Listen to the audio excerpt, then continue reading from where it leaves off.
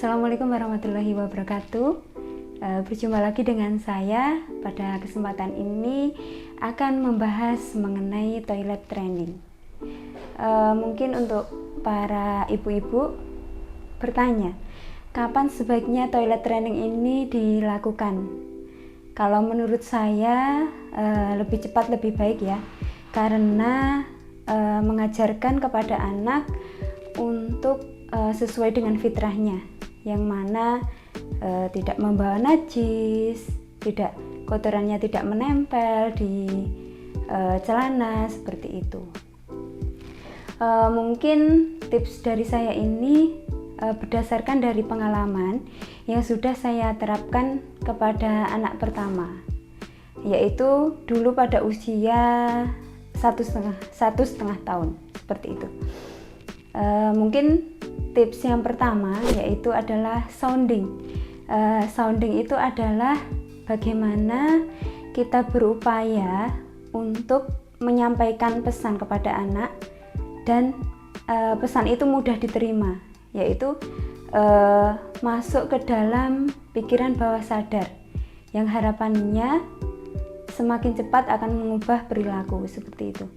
Nah, sounding ini sendiri sangat efektif dilakukan ketika anak berada dalam keadaan setengah sadar, yaitu ketika misalnya anak mendekati tidur seperti itu, mungkin 5 menit sebelum tidur, atau mungkin juga bisa ketika anak terlalu fokus dengan permainannya.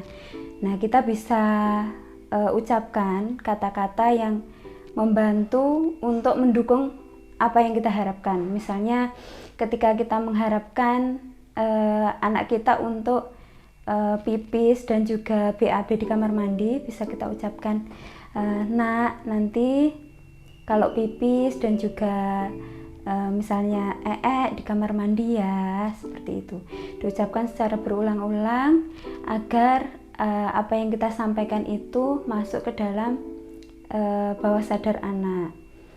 Nah, menurut saya ini sangat mudah dilakukan, sangat efektif ya, ketika mungkin anak belum mencapai usia penyampihan sebelum 2 tahun, yaitu ketika dia sedang minum ASI ketika mau tidur, kita ucapkan pesan-pesan itu.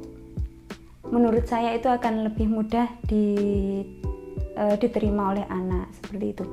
Karena kan biasanya ketika anak itu sedang minum ASI mau tidur, sudah ngantuk-ngantuknya, itu kita ucapkan apa yang kita harapkan, anak akan lebih berpotensi untuk paham seperti itu.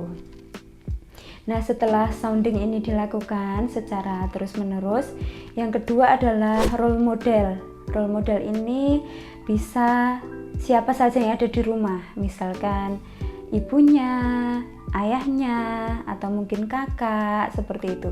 Caranya yaitu ketika kita mau pipis atau buang air besar di kamar mandi, kita sampaikan kepada anak, "Nak, sebentar ya, misalnya mama mau pipis di kamar mandi," seperti itu. Misalnya lagi, "Sebentar ya nak, mama mau di kamar mandi dulu." Nah, jadi nanti sang anak ini akan berpikir, oh jadi kalau pipis dan juga itu di kamar mandi ya. Nanti dia berpikir seperti itu. Karena biasanya anak itu akan sangat mudah mencontoh dari perilaku yang dilakukan oleh orang di sekitarnya. Jadi seperti itu. Ketika kita buang hajat tadi di kamar mandi, silakan saja jika mungkin akan mengajak anak untuk ibaratnya melihat prosesnya ya, melihat bagaimana prosesnya, kita menyiram atau ya istilahnya tahulah bagaimana tata cara ketika di kamar mandi seperti itu.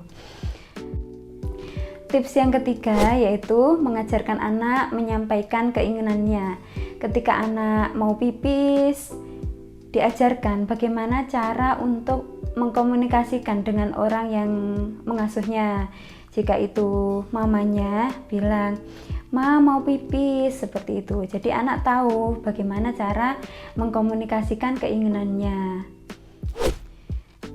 Poin yang ketiga ini tidak harus ibaratnya kalimat lengkap, "Ma mau pipis," tidak harus seperti itu ya, tetapi bisa disesuaikan dengan kemampuan berbicara pada anak.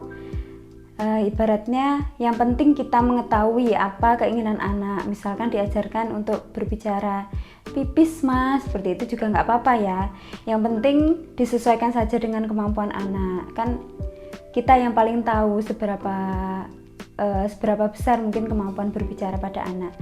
Dan salah satu efektivitas komunikasi yaitu adalah ketika orang yang menerima pesan itu adalah paham mengenai pesan apa yang disampaikan, seperti itu. Meskipun tidak harus kalimat yang utuh atau kalimat yang lengkap. Dan yang keempat, itu adalah pemahaman orang tua mengenai mungkin bisa saja anak belum bisa untuk pipis maupun di kamar mandi dalam beberapa waktu ya. Ibaratnya dalam mengubah perilaku diperlukan waktu yang setiap anak tentunya berbeda-beda. Ada yang mungkin cepat, ada yang mungkin perlu waktu lebih lama lagi, seperti itu, untuk dia bisa melakukannya dengan benar. Dan ini dibutuhkan pemahaman kita sebagai orang tua tentunya, yaitu ketika anak mungkin kelepasan untuk ngompol atau mungkin masih di celana, itu sebagai orang tua kita harus memahami. Jangan sampai nanti ketika anaknya masih pipis, masih ngompol, itu kita marah-marah, "Gimana sih, kemarin udah dikasih tahu," seperti itu bla bla. Nah, saya rasa itu jangan sampai dilakukan ya. Berusaha semaksimal mungkin untuk mengontrol diri sendiri, meskipun mungkin capek atau ibaratnya udah dikasih tahu berkali-kali ya, tentunya kita harus memahami seperti itu dengan cara kita beritahu lagi, "Oke nak, nggak apa-apa, ini pipis ya, pipis di celana, wah celananya jadi kotor, jadi bau, dan ini mama harus ngepel lantainya," seperti itu. Jadi anak nanti akan memahami, "Oh, jika aku pipis di celana ternyata seperti ini ya akibatnya, celanaku jadi kotor, jadi bau, dan juga lantainya jadi kotor." Nah, anak itu menurut saya sangat-sangat pintar sekali, meskipun ya mungkin ya namanya juga anak-anak ya perilakunya masih anak-anak juga, seperti itu. Nah, kita sebagai orang tua harus memberikan pemahaman terkait hal itu. Dan yang kelima adalah melakukan secara konsisten. Menurut saya ketika proses toilet training ini dilakukan, yaitu dilepas diapersnya, anak sudah tidak pakai lagi, langsung dipakaikan celana. Jadi anak ini akan tahu sensasi pipis dan juga itu sendiri seperti apa ya. Dan mungkin itu akan diketahui anak, akan dipahami anak ketika dia ngompol. Ya nggak apa-apa, itu bagian dari proses. Ini harus dilakukan secara konsisten. Maksudnya apa?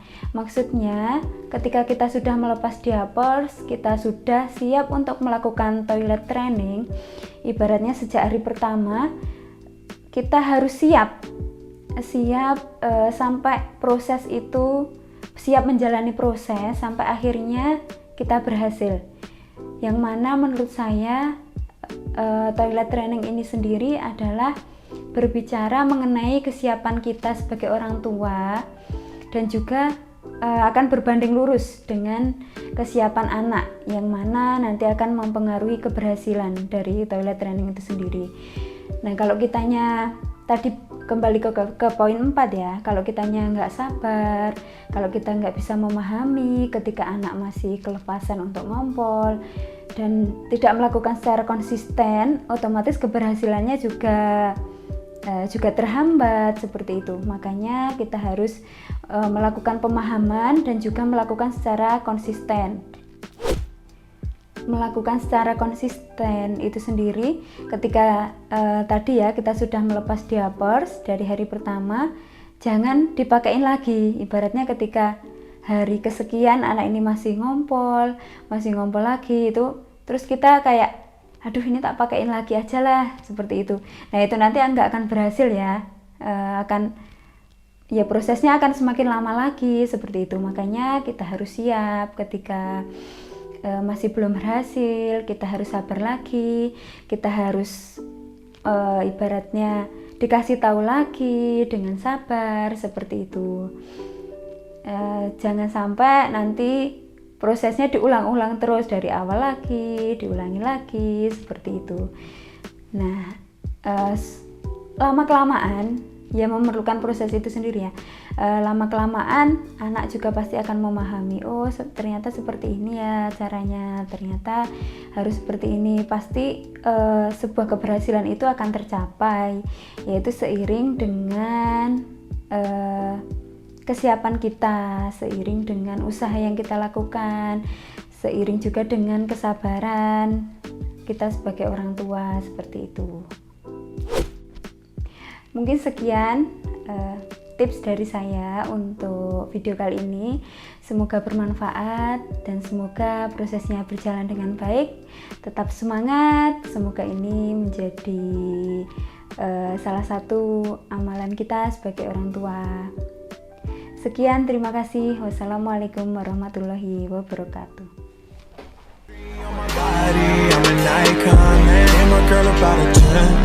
I should fuck her in the Benz.